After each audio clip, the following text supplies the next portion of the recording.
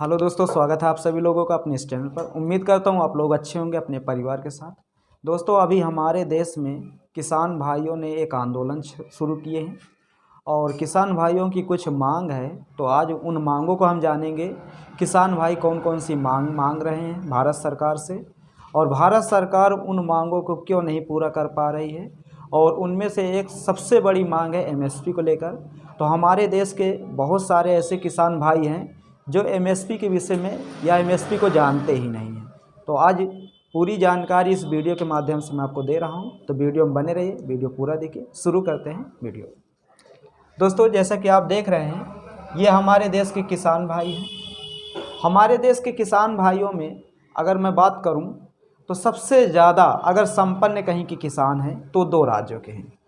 एक ये पंजाब है, यहाँ के किसान संपन्न हैं, और दूसरा ये हरियाणा है, यहाँ के।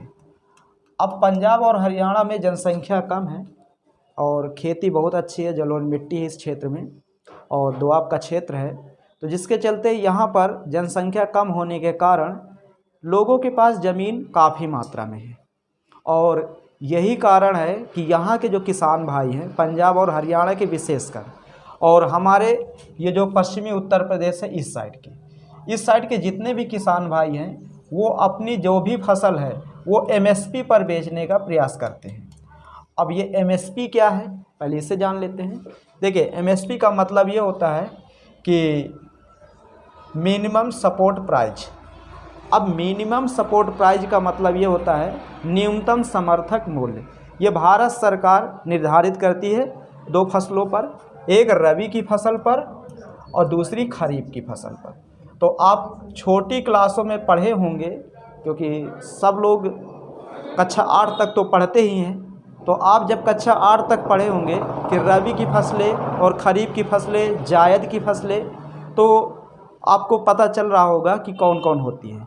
तो मैं थोड़ा बता दूं आपको। जैसे हमारे गेहूं है, सरसों है, चना है, अलसी है, ये सब रबी की फसलें हैं। जैसे धान है, मक्का है, ज्वार है, बाजरा है, जूट है, ये सब खरीफ की फसलें। अब खरीफ की फसलें जून में बोई जाती हैं, जून जुलाई में, अक्टूबर के पहले पहले काट ली जाती हैं। रबी की फसलें अक्टूबर नवंबर में बोई जाती हैं और मई तक वो फसलें कट जाती हैं पूरी। तो ये सब फसलें रबी की हैं। अब इन फसलों पर भारत सरकार एमएसपी लागू करती है। अब एमएसपी में देखिए, जैसे मान लो गेहूं में अगर भारत सरकार एमएसपी लगाएगी तो गेहूं की बुआई को तो ये बताया जाता है कि 15 नवंबर से गेहूं की बुआई शुरू हो जाती है। तो 15 नवंबर के पहले ही गेहूं की एमएसपी तय कर दी जाएगी कि हम जब गेहूं पक के तैयार हो जाएगा तो हम गेहूं को कितने रुपए कुंटल की दर से खरीदेंगे।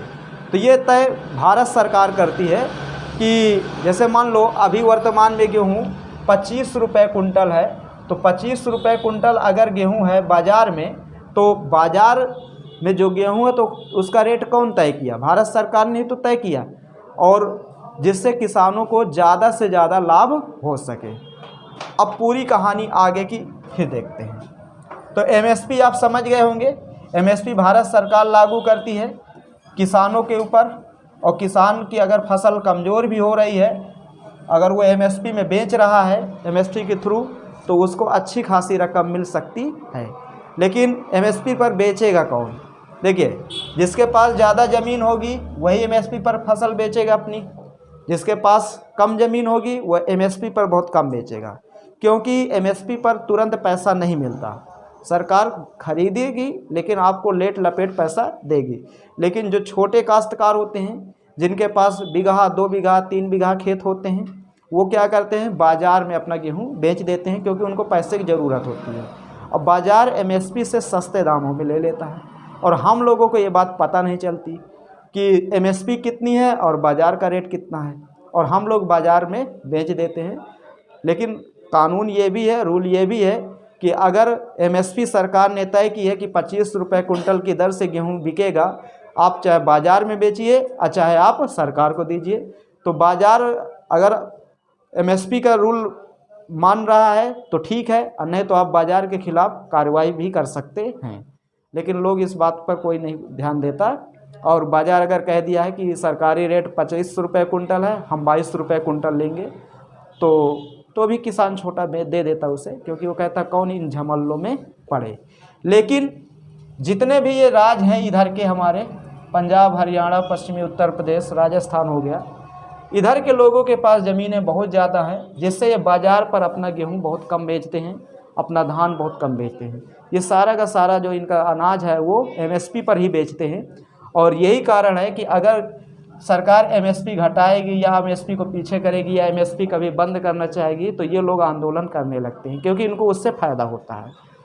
अब देखिए, हमारी राजधानी दिल्ली है, और दिल्ली पंजाब हरियाणा से क्या है, पास में है, तो जिसके चलते ये लोग जल्दी आ जाते हैं यहाँ पर।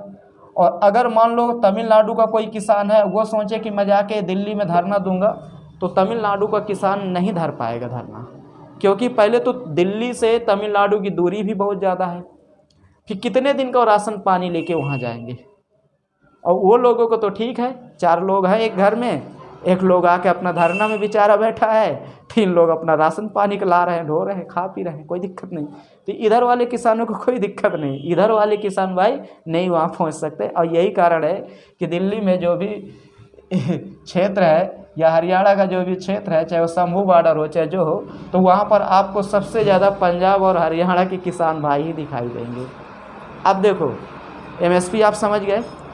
किसान भाइयों की मांग ये है कि जितने भी किसान हैं देश के अंदर, प्रत्येक किसान को घर में एक व्यक्ति को सरकारी नौकरी मिले, और प्रत्येक किसान को पेंशन दी जाए, और जो मनरेगा वाली मजदूरी है कि आपको महीने में 150 दिन काम, साल में 150 दिन काम मिलेगा, भारत सरकार द्वारा दिया जाएगा मनरेगा के थ्रू। तो किसान भाई कह रहे हैं कि इसे आप 200 दिन बढ़ाइए। चलो ठीक है, अच्छी बात है कि 200 दिन बढ़ाना चाहिए। और उसके बाद किसान भाई ये भी कह रहे हैं कि मनरेगा की जो मजदूरी है वो बहुत कम है, उससे लोगों का गुजारा चलने वाला नहीं है, मनरेगा की मजदूरी 700 की जाए। तो इस बात पर तो हम सहमत हैं कि हकीकत में मनरेगा की मजदूरी बहुत कम है, और उससे रोज़गार तो मिल रहा है, लेकिन उससे उस बेचारे का घर नहीं चल पा रहा है जो व्यक्ति मनरेगा में काम करता है। अब बताओ 200-250 रुपये मजदूरी उसे मिल रही है। अब 200-250 रुपये पूरा साल मिले तो ठीक है, अब 150 दिन मिलना है, बाकी इसके शेष दिन वो घर में बैठेगा, तो कहीं ना कहीं देखा जाए उसका घर उससे चलने वाला नहीं है। अगर थोड़ा उसका रेट बढ़ा दिया जाए मजदूरी का, तो उससे उसका थोड़ा गुजारा हो सकता है। और किसान भाई एक चीज़ बहुत अच्छी मांग की है, हमारे देश में आप देख रहे होंगे कि जो दवाएं हैं, बहुत सारी कंपनियां ऐसी हैं जो जर्निक दवा यूज करती हैं, जर्निक दवा बनाती हैं, सरकार उनको मान्यता दी गई। अब जर्निक दवा बनाती है सरकार, उनको मान्यता दी गई। अब जर्निक दवा जितने भी मेडिकल स्टोर आप देख रहे हैं और जितने भी आप क्लिनिक देख रहे हैं, अधिकांश क्लिनिक वाले, अधिकांश मेडिकल स्टोर वाले जर्निक दवा यूज करते हैं। ये बात बिल्कुल सत्य है, इसमें कोई वो नहीं है। और उन्हीं दवाओं को खा के हम लोग बड़ी से बड़ी घातक बीमारी को जन्म देते हैं, जैसे लीवर का कैंसर हो गया, और ग्रास नली का कैंसर हो गया, और मुंह का कैंसर हो गया, बहुत सारी ऐसी। अब जर्निक दवा खाएंगे तो निश्चित है, और उसके बाद पैसा भी किसान भाइयों को खूब लगता है, उसमें आम जनता का भी लगता है, क्योंकि सब लोग तो किसान घर से ही हैं। हमारा भारत ही कृषि प्रधान देश है, तो पैसा तो खूब खर्चा उसमें होता है। तो किसान भाई ये कह रहे हैं कि जो रासायनिक दवाएं हैं, जैसे मान लो कीटनाशक दवाएं हैं, या हम लोगों को जो दवाएं दी जा रही हैं, सरकार इन पर प्रतिबंध लगाए जो जर्निक हैं, पेटेंट दवा मार्केट में आए, जिससे ज़्यादा नुकसान ना हो। भाई क्या होता है, जैसे मान लो खेती है, अब खेती में मान लो जर्निक दवा आप डाल रहे हैं, तो आपकी खेती बंजर होने के चांस उसके क्या हैं, ज़्यादा होंगे। अगर मान लो आप उसमें पेटेंट दवा डाल रहे हैं, तो उसमें थोड़ा बंजर होने के चांस क्या होंगे, कम होंगे। तो ये बात तो उनकी बिल्कुल सत्य है, और सरकार को इस चीज़ पर ध्यान देना चाहिए, और इस बात पर हम सहमत हैं। तो किसान भाइयों की एक ये भी मांग है। उसके बाद किसान भाई ये कह रहे हैं कि जितने भी आदिवासी हैं हमारे देश में, जल, जीवन, जंगल, उन पर उनका अधिकार है, और उनका अधिकार दिया जाए। तो जल, जीवन, जंगल, तो देखिए जंगल देखा जाए, जंगल का तो अधिकार सभी का है, जंगल स्पेशल एक लोगों का नहीं है, सब लोगों का है। और इस पर हम कोई टिप्पणी नहीं करेंगे सरकार क्या इसमें क्या कर रही है क्या नहीं कर रही, क्योंकि देखिए जो भी प्राकृतिक संसाधन हैं उनका दोहन तो खूब हो रहा है, ये तो मानना पड़ेगा।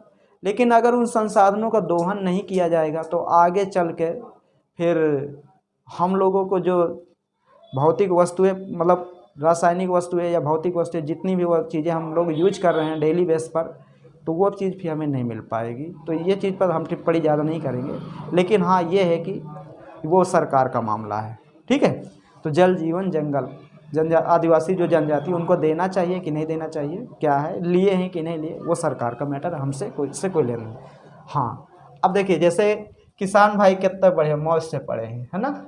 अब ये देखिए सब पंजाबी हैं, ठीक ना।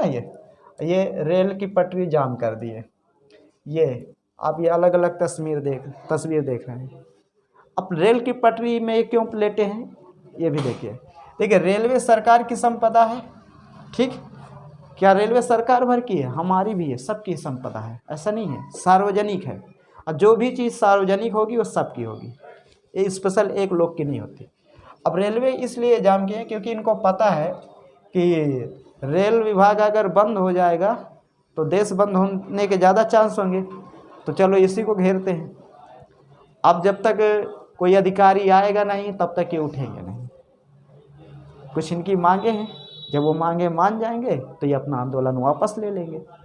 और इसमें बहुत सारे लोगों की जान भी चली गई है। देखिए भीड़ में क्या होता है कि जब भीड़ ज़्यादा हो जाती है तो भगदड़ मचती है, जब भगदड़ मचती है तो फिर नुकसान होता है, जनता का, प्रशासन का, सब चीज़ का नुकसान हो, कहीं ना कहीं अपना ही होता है। इसीलिए कहा गया है कि कोई भी आंदोलन करिए शांतिपूर्वक करिए, और कोई भी आंदोलन किया भी जाता है तो शांतिपूर्वक ही किया जाता है। और गांधी जी से ये चीज़ हमें सीखना चाहिए। गांधी जी के जितने भी आंदोलन हुए हैं वो शांतिपूर्वक ही किए हैं, और जब उसमें हिंसा हुई तभी गांधी जी उस आंदोलन को वापस ले लिए, क्योंकि गांधी जी का मानना ये था कि हिंसा से हमें नहीं कुछ करना, अगर हम सही हैं तो फिर उसे मानना पड़ेगा सामने वाले को, वो चाहे जितना ज़्यादा क्रूर हो, समझ रहे हो। हाँ तो उम्मीद करते हैं दोस्तों ये वीडियो आपको पसंद आया होगा। थैंक यू, धन्यवाद।